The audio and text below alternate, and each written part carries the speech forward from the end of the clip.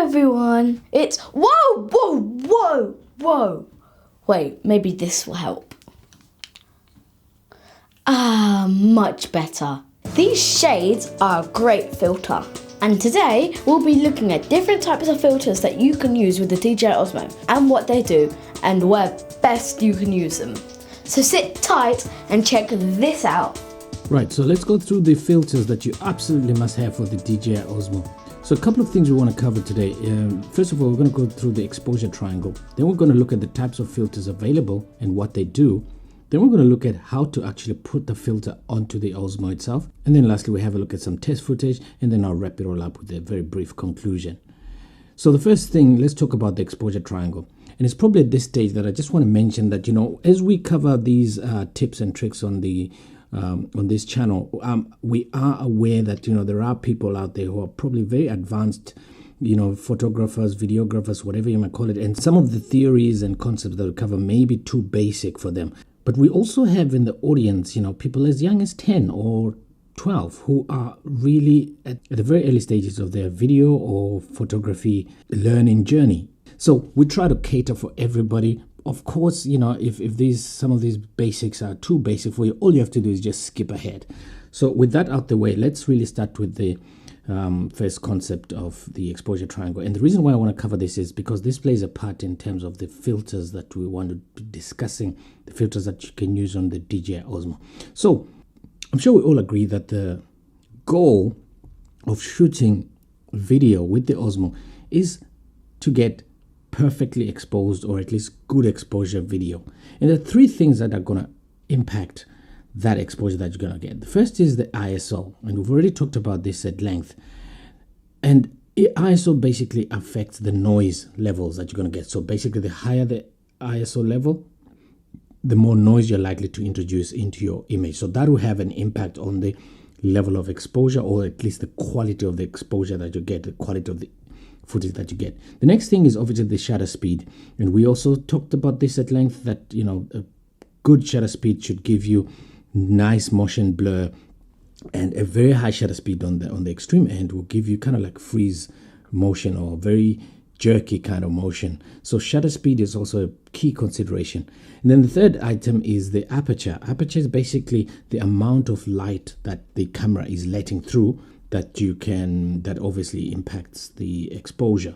So these are the three parameters that are available at our disposal to be able to control exposure. Now, if we just have a quick look at the DJI Osmo specs, we see that in ISO, the range is from 100 to 3200. Obviously, at the higher the ISO levels, the more noise you're going to get in the picture.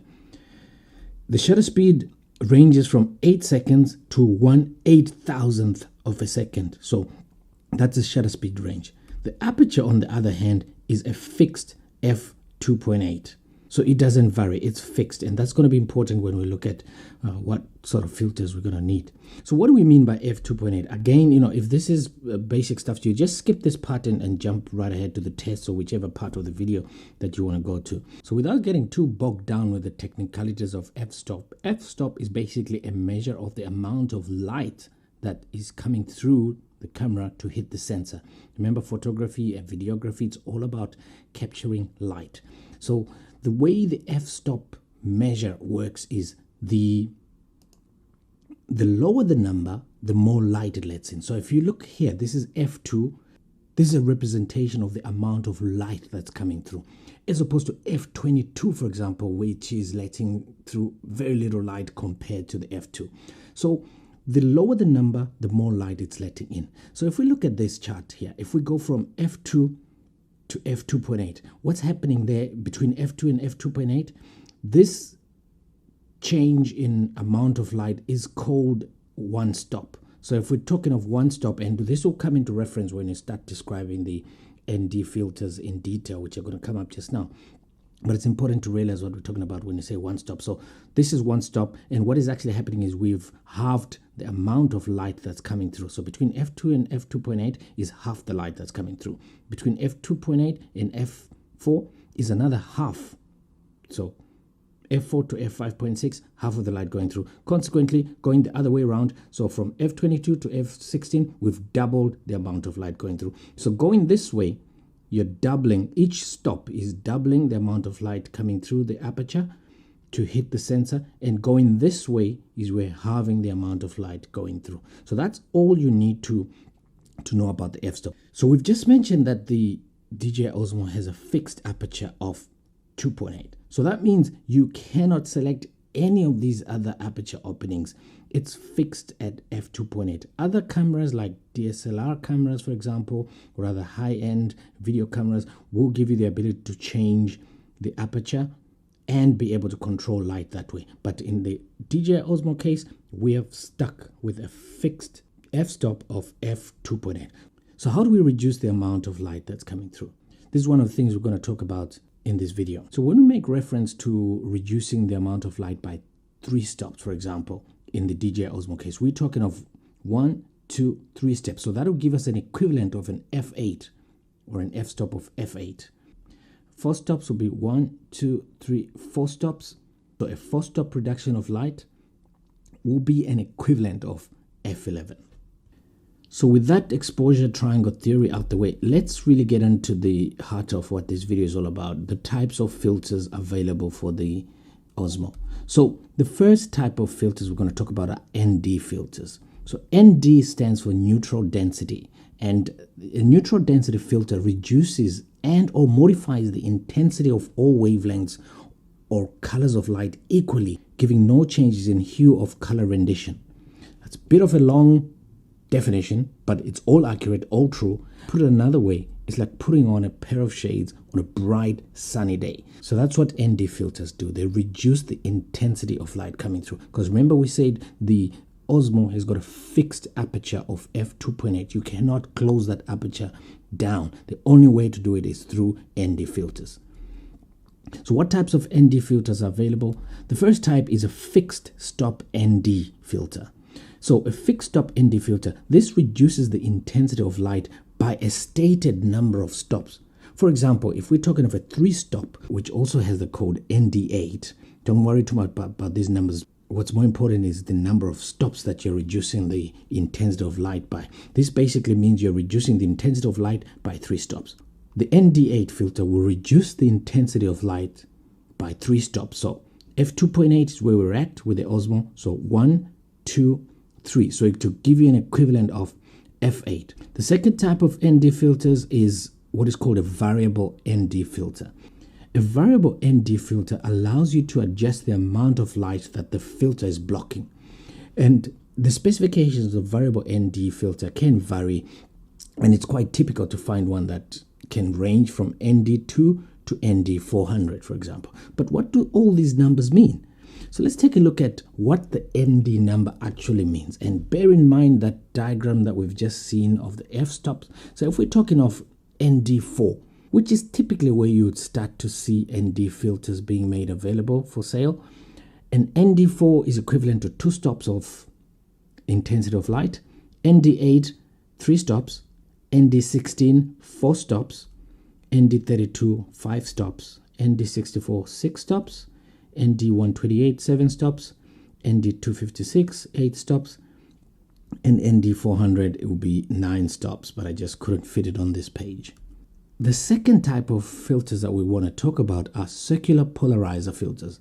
So what is a circular polarizer filter? Basically, this reduces large amounts of glare that you sometimes find bouncing off the ground, and mostly bouncing off water bodies like lakes, rivers, oceans, that kind of thing. Also known as CP filters, short for circular polarizer, CP filters also increase the color saturation and the contrast that you get within the video.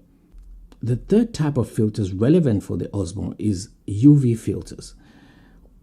UV standing for ultraviolet filters. UV filters are used for both protection, to protect the lens, but also to cut the haze. They can also make clouds pop a little bit more, especially if you're shooting in overcast conditions. Some common terms that you will find on filters, and these could be right on the edge of the filter itself. CP, short for circular polarizer. PL, just plain polarizer. UV, ultraviolet, we've just defined that. NDX, where X is a number from 4, 8, 32, we've just defined what those numbers mean, so that's neutral density. And then you also get combination filters, so ND4/PL, so it will have a neutral density and a polarizer built into the same filter. Or NDX, where again X could be a number between 4 and 400/UV, so it's a combination filter that combines the neutral density properties as well as ultraviolet block. So when you're looking for a good filter, some of the issues to look out for include vignetting. Vignetting is a kind of like an undesirable artifact where you find the edges of your image are darkening without you controlling that darkening of that vignetting. This is normally common with the variable ND filters. You also get filters that give you an undesirable amount of color shifting. So color shifting is basically altering the colors that you originally shot. The colors that you wanted to capture actually look different to what you've actually shot. So the color has shifted, and this can be quite undesirable if you're after a specific look and feel for your footage. The third type of problem to look out for is loss of sharpness. So some of the ND filters can impact the sharpness that you get of your image, resulting in softening of your focus. It will appear as if you didn't really focus it well. That could be a result of the ND filter. So these are some of the things you need to be looking out for whenever you're testing filters or you actually want to purchase filters. When you're reading through people's reviews of several different filters, just look out for what they say about these three things: vignetting, color shifting, and loss of sharpness. So having said that, there are popular brands out there which I just want to walk through. Polar Pro, DJI, Red Gear, Niwa, and SRP, which is short for Snake River Prototyping. So at Osmo Tips, we use Polar Pro filters, and that's not because they've paid us to say this. We don't get anything for mentioning this, but we want to just mention what we use and what works for us. We have not used any of these other filters, and we're very happy with the Polar Pro filters, but there's no reason why you cannot try out these other filters from the other makers. I would say for the normal Osmo use, where you are either indoors or outdoors during the hot day, as long as you're not at places like the beach or snow where it's really, really very bright, typical, ND8, ND16, and ND32 should be a good set. Or if you want, just go for the variable ND filter. How to fit and change the filters. So it's really, really very simple. All you need to do is to remove the filter that comes with the Osmo, just simply by unscrewing it. Make sure you've locked the gimbal and the camera itself is completely off before you decide to change any filters. Otherwise, you can damage the motors. And then fitting on a new filter is equally very easy. All you do is just screw it on. Make sure it engages the thread properly before you screw it on. There's some filters that need to be aligned properly first time before you can screw it on completely. So with that said, let's take a look at some test footage. So the first footage we're going to take a look at here is basically this is where I did the little tests where we had that brief window where the sun came out just very briefly. So this footage here, this was shot using the circular polarizer filter in full manual. And it's pretty obvious that this footage is unusable because everything is just way exposed. So no need to consider this any further. It's just way exposed. So next, I tried the same filter, but this time putting the camera in the auto mode and see if that makes any difference. Again, if you play that, this part here, you can see this 1/160th. I'm starting to see a little bit of definition in the clouds, but again, this is way too exposed. And if you are to get a measure of this exposure, I'll just use this clip number 43 as an example. I'll just bring it into Adobe Premiere Pro. So I'm just going to drag it to this sequence, come to round about that part there. Then what I'm going to do is I'm going to come to lumetri scopes, and all I want to have a look at is this Luma waveform scope. Don't get bogged down too much about the details of what's happening here, but basically this is a scope or a graph that is showing us the luminosity levels or the brightness levels. Basically the way it works is this is the same image that we're seeing from left to right, so from this part here to that part. So where my playhead is currently now, this is the representation of the luminosity or the brightness level. So the scale of the brightness levels is, you've got 0 is where if you have lost your details in the blacks, or what we call the crushed blacks, that would register on the 0 line. So if there's any part of your footage that is touching that 0 line, you're starting to lose the details in the blacks. Similarly, on a scale of 100, and this scale, by the way, is the IRE or Institute of Radio Engineers scale, but you don't have to again bog down with your details. All you need to know is when the graph, when this scope starts to touch the 100 mark there, you're starting to lose details in the highlights. So let's go back to the beginning of this clip, and you can see there we've got pretty much almost a solid line close to this part, which is, so round about this part of the footage we've lost all details there. There's nothing you can retrieve in there. So for this reason, this shows me, although you know it does tend to recover a little bit, but still this is way overexposed, and we've lost a lot of detail there. So that's just another way to look at your footage critically when you're you know, in an editing program, just to make use of this very simple scope. So you always want to aim to be round about this area here, you know, between 10 80, and we'll take the footage that we see best and bring it in here and see what that looks like. So anyway, let's go back to the clips. So the next one we want to look at is the ND8 in auto settings. So this is now the ND8.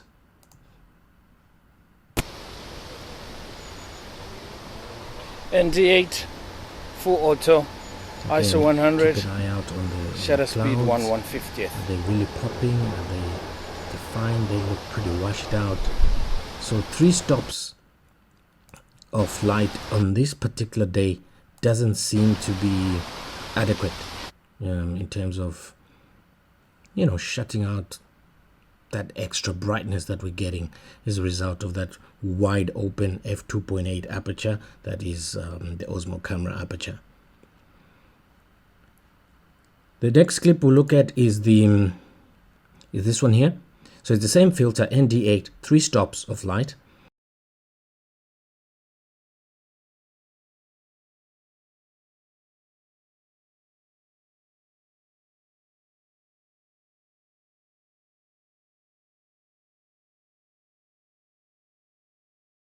Of course, you can try and color grade this, but it's better to start off with something that is as close to what you want as possible.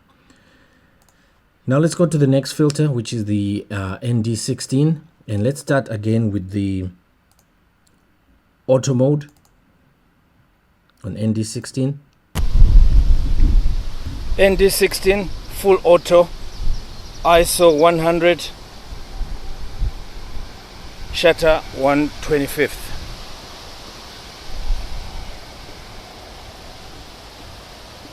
So in this case, the shutter speed was fluctuating anything between 1/160th to 1/200, because it's in auto mode, it's adjusting constantly. You have no control on that. But this is the footage that we get. Okay. Then the next clip is the manual settings for on ND16. And this is the kind of footage that we got.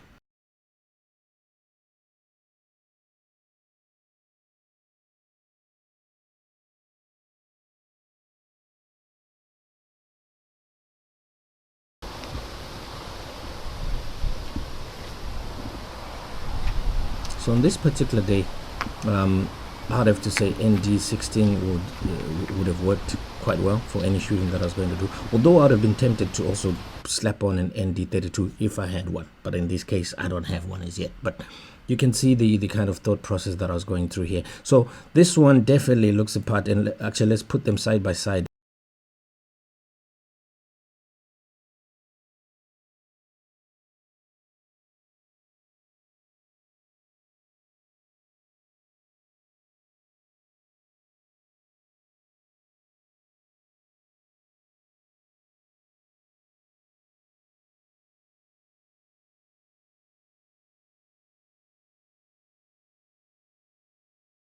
So let's take this clip and have a look at it inside Premiere Pro. So if we bring that over,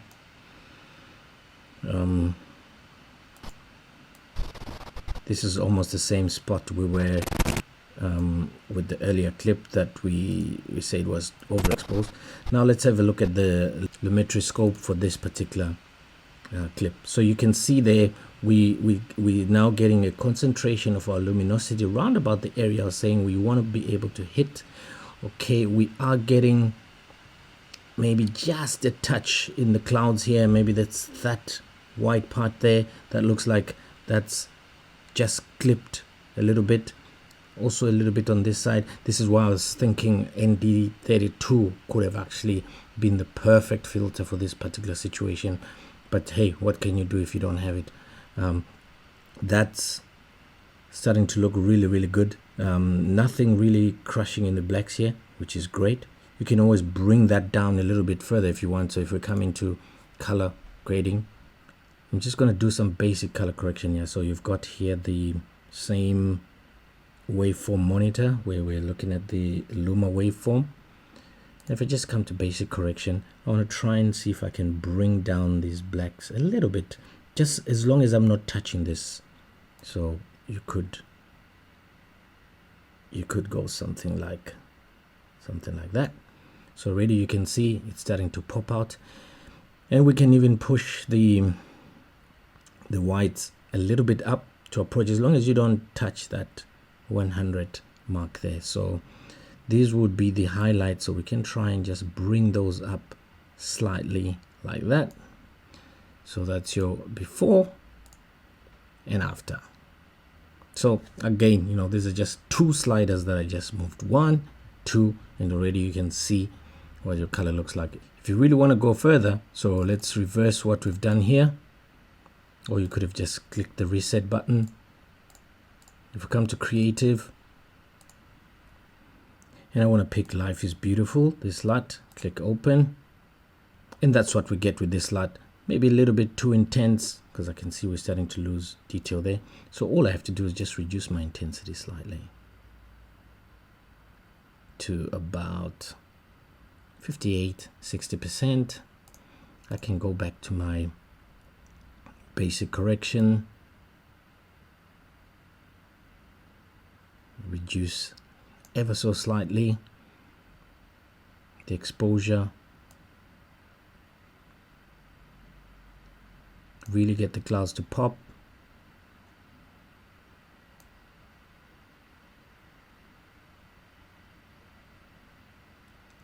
Again, just bringing down the highlights just a touch. Let's see what we can get if we reduce the blacks even further. Okay, so that's what we got here. So if I turn off the LUT, turn off the basic exposure, so this is what I exposed with the ND16 filter, edit a LUT, edit some basic correction, and you get this kind of footage.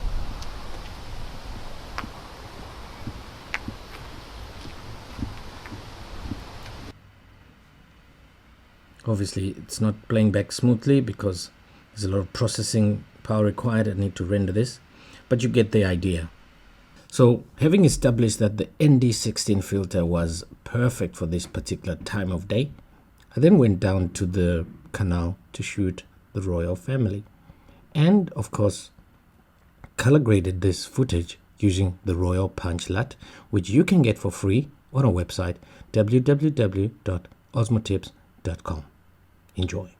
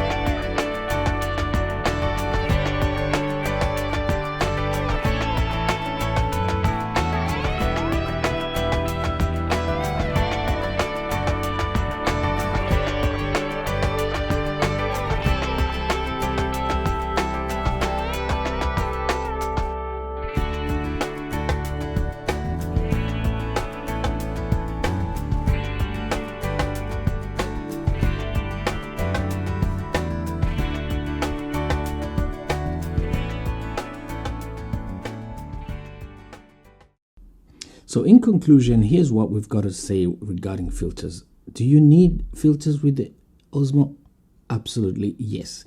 I mean, there are some shots which just won't be possible if you don't have an ND filter, and we're talking about those outdoor shots when the sun is out and the weather is bright. You definitely need the ability to reduce the intensity of the light that's coming through the fixed f2.8 aperture of the Osmo camera. So now we'll just go through some specific recommendations based on the way that we use the Osmo and based on the conditions that we normally experience when we're outside. And remember, conditions will always differ from place to place. So when you go outside, you might see a completely different need for filters, a completely different setting for ND filters. So just bear that in mind. The whole idea is you want to at least reduce the amount of light coming in, at least the intensity of that light, by 3, 4, or even 5 stops. So we recommend that you have at least an ND8, ND16, and possibly even an ND32. This is a filter we're looking to have because it's getting warmer out there and it's getting brighter as well. So we're definitely going to be using more of ND32 in the coming days. Variable ND will also be a good choice because if you can have a range that incorporates all that, but just remember, always test out to see whether you're getting any of those artifacts that we talked about. Combination filters also, where you have neutral density as well as polarizer built into one filter. Have a look at those, see if those will work in your situation as well, or just have a straight out polarizer filter just like that.